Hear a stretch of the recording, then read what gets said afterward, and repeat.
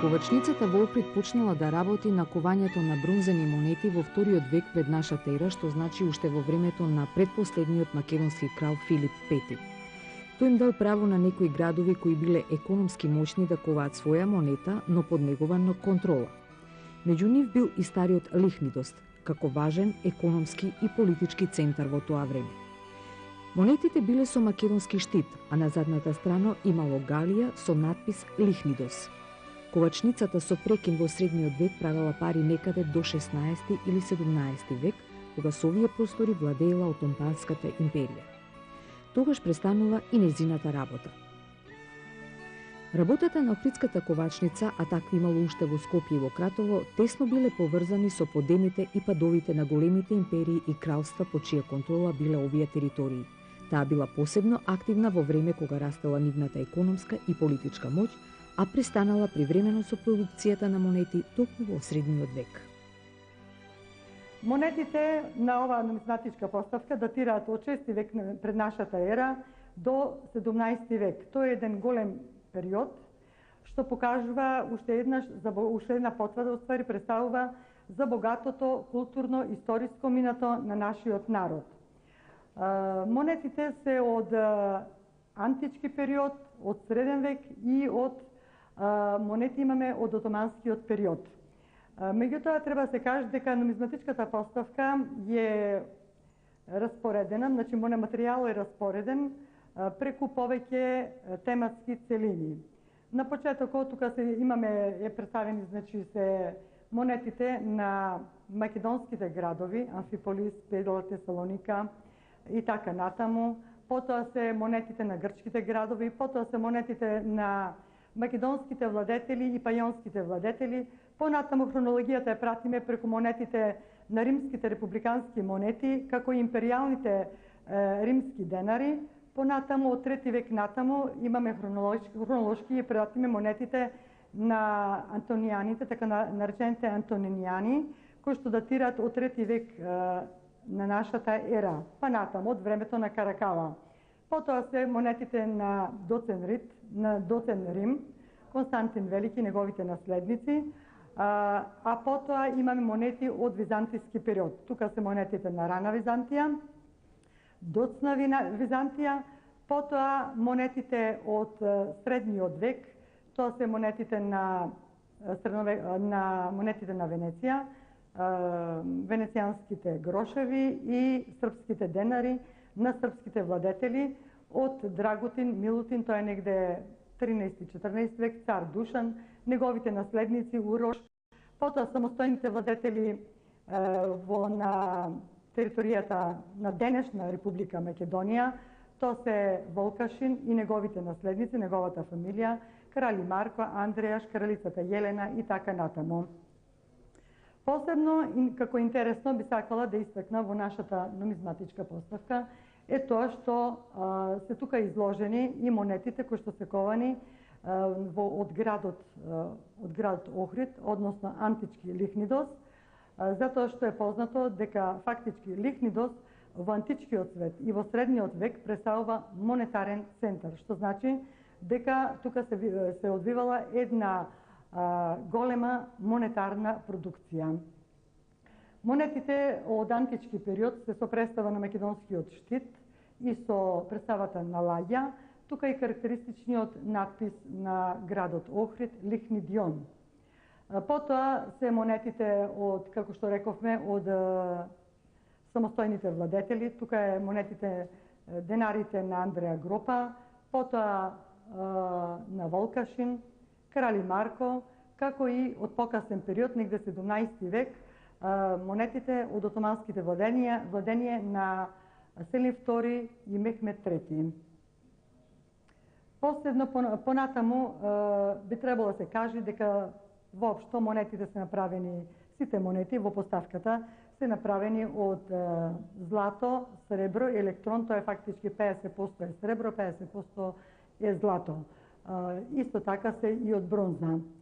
Меѓутоа, кој е значењето на оваа поставка? Би сакале да даеме осврт на тоа дека која е целта со формирањето на оваа поставка. Нашата цел беше фактички да се собери националното богатство од Република Македонија, односно од приватните колекционари, кои што имаа желба, сакаа овие монети да остана во Република Македонија, да не бидат изнесени ван, надвор, и на тој начин ние го вршевме откупо на овој нумизматички материјал, затоа што фактички ние го собравме, е собрано национално богатство од непроценлива вредност за Република Македонија, што фактички представува уште една потврда за нашето потекло, староста на македонскиот народ, како еден од постарите народи на Балканот, и нашата етничка и територијална поврзаност со античките македонци. Ковницата на лигнит екзистирала, постојала, значи од 2 век пред нашата ера, со одредени прекини во средниот век, значи таа била во употреба до 17 век. Тоа го потврдуваат монетарните наоди кои што се представени во ова витрина. Тоа пред се односи на монетите на Лихнидион, бронзените монети на Лихнидион со представата наверсо на македонскиот штит, символот на Александар Македонски, и представата на заден дел од Галија и надписот Лихнидион.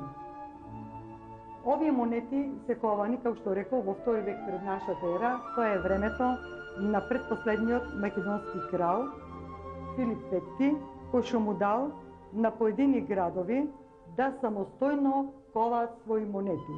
Меѓу тие градови, таа чест му припадна и на античкиот Лихнидион, кој што, како што реков, ги кова овај тип на монети кои што се доста познати.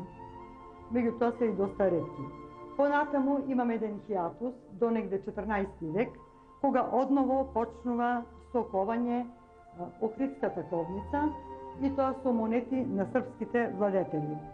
Се претпоставува дека тука се ковани, некои учени значи сметат дека тука ковале монети, поедини варијанти се ковани од времето на цар Душан и неговите наследници.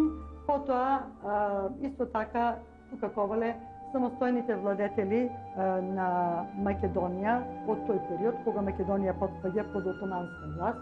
Тоа се крали Марко и неговата фамилија.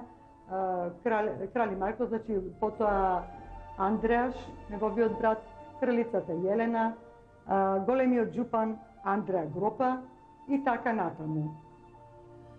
Монетарната продукција во Лихнитската ковница фактички завршува во 17 век со монетите сребрените акчиња на Мехмет III. Тоа е сепак еден долг период и уште еднаш би сакала да нагласам дека Охрид е многу значаен во монетокувањето и се смета како еден од најважните монетарни центри во античкиот и во средниот век. Како поинтересни примероци од нашата нумизматичка постапка би ги издвоиле монетата на Ајга. Тоа е ова примерок, сребрената монета на Ајга. Потоа монетата на Ортагореа, доста ретки монети.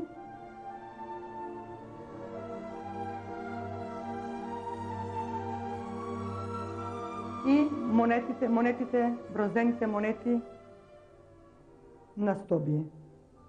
Затоа што во ова витрина фактички се изложени тематски монети на македонските градови. Како една од поретките монети ја предложив да се види монетата на Ајга. Фактички тоа е монета на старата престолнина на македонските кралеви, која што покасно од Ајга била префрлена во Пела. Значи Пела представува втора престолнина на македонските кралеви. Многу интересни и многу значени монети на пајонските кралеви. Тоа е племе кое што живее околу долината на реката Вардар и кова своји сребрени и златни монети. Тука имаме сребрените монети на племето Дерони. Можете да ги погледате, тоа се на горниот ред, монетите на Дероните. Потоа се исто така на пајонските владетели, на Патрај и Аудолеон. Исто така, треба да се истакне дека тука се многу интересни монети на македонските кралеви, од Аминтас, понатаму имаме Филип II, Аминтас, Филип II, Александар Македонски, тетрадрахмата на Персеј и нивните наследници, Антин Горгонат и така натаму.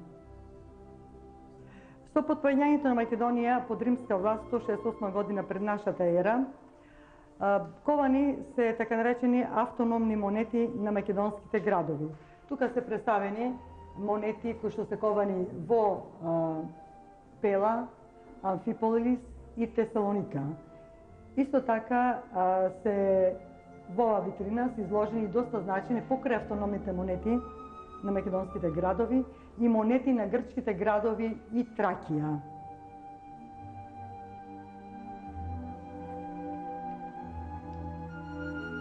Како поинтересни би ги издвоила тука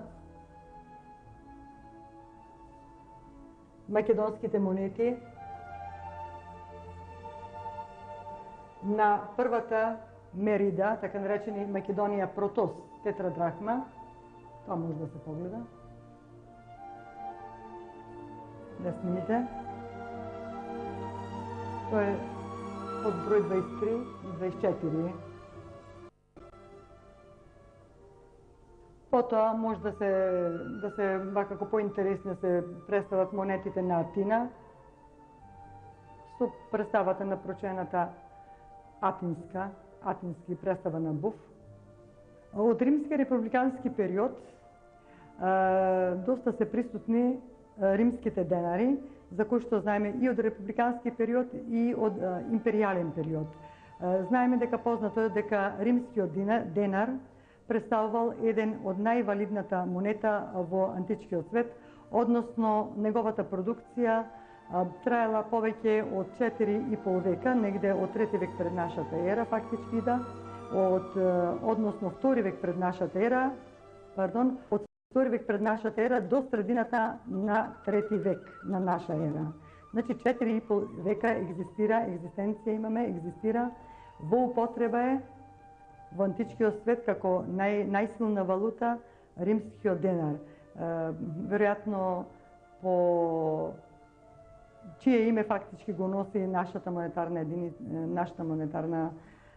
нашите монети денес, кои што се викаат исто така денари. Името е фактички земено од римскиот денар. Веројатно по некоја логика или аналогија дека тие римски денари биле во употреба во античкиот период и биле во циркулација на нашата територија, односно денешна Република Македонија. Од средината на 3 век, во времето на императорот Каракала, почнува да се коваат исто така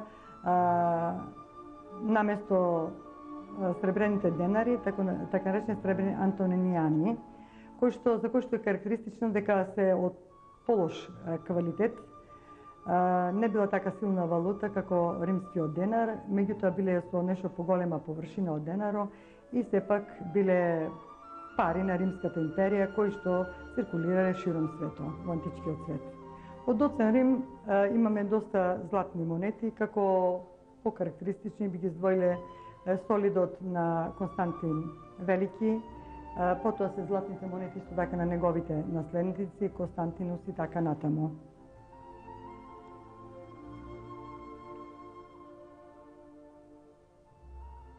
Во 5 век со монетарната реформа на Анастасије I се увидуваат нови номинали, како солид, потоа премис, силиква и така натаму, нови номинални единици, кои што понатаму одат во поинтересни форми и представи на самите монети. Монетите се од злато, од сребро и од бронза. Тоа се од понатаму неговите наследници, Јустинијан, Јустин и така натаму.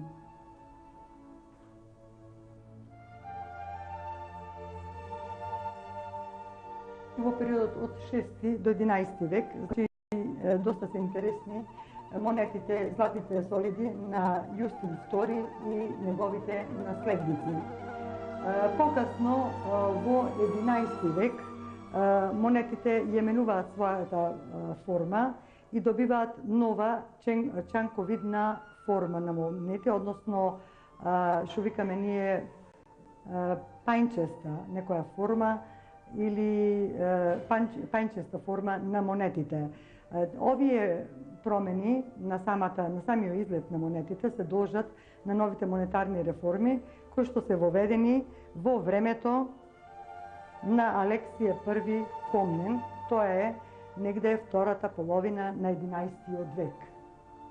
Во период на 11 и 12 век, како што рековме, монетите имаат чанковидна форма, се изработени поретко од злато и сребрените примероци се многу поретки, меѓутоа во оглавном доста се обилни, имаме доста монети од бронза.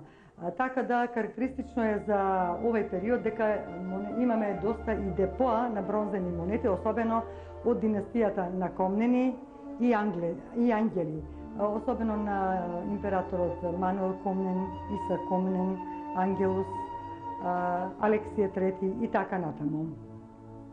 Нешто подоцна, во времето на палеолозите, продукцијата на монети некако како бар на нашите територии циркулацијата е намалена. Во главном се пронајдени поголем број на монети на палеолозите од бронза, додека златни и сребрени монети се поретки. Ги имаме во нашата поставка, тука ќе ги погледаме, меѓутоа ево овде меѓутоа се доста ретки. Треба да се истакне дека во 14 век, во времето на палеолозите, на територијата на денешна Република Македонија, во циркулација се покрај византиските монети, српските динари и венецијанските грошеви. Значи, три валути кои што покажуваат за една интензивна економска размена на овие подрачја во тој период.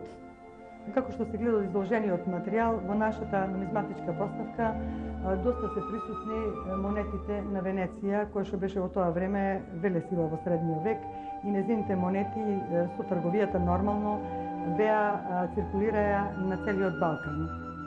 Тоа се монетите од Андреа Дандоло, Джовани Дандоло, Пјетро Граденико и така натаму. Во истото време, како што реков, на оваа територија се циркулираат и монетите на српските владетели. Тука се монетите на Драгутин, на Милутин, потоа на цар Душан, цар Урош, крал Волкашин, како и монетите на самостојните владетели во Македонија, кога Македонија потпаѓа 1395 година по битката на Ровин, која потпаѓа под отоманска власт. Значи, во главном тоа се монетите на крали Марко и неговата фамилија, кралицата Јелена, Андреаш, браќата Дејановичи, тие се фактички во блиско сродство како први брачеди на цар Душан и така натаму. Циркулацијата на монетите на оваа територија во нашата нумизматичка поставка ја пратиме преку монетите на ковани, турските акчиња ковани во период на отоманското владење во Македонија. Тоа се монетите на Селим I, Сулейман I, Мурат III и Мехмет III.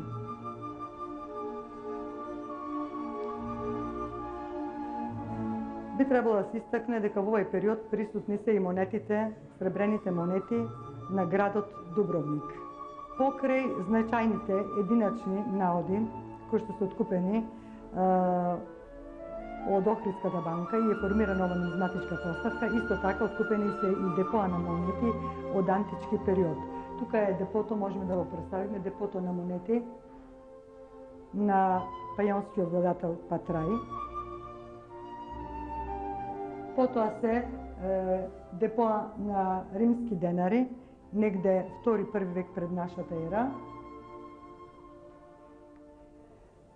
и 1 век на новата ера. Значи има римски, републикански и империјални денари. Покрај тоа имаме депо на бронзени монети на доцно римски од период на Константин и неговите наследници,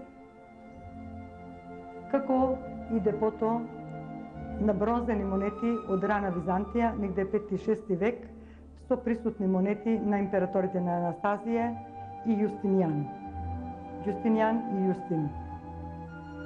Со откупо на нумизматичкиот материјал од приватните колекционари, иматели на овој тип на монети, ние успеавме да направиме една извонредна колекција од значајни примероци на многу значајни монети од националната историја на македонскиот народ, кои што сакаме да останат за наредните поколенија.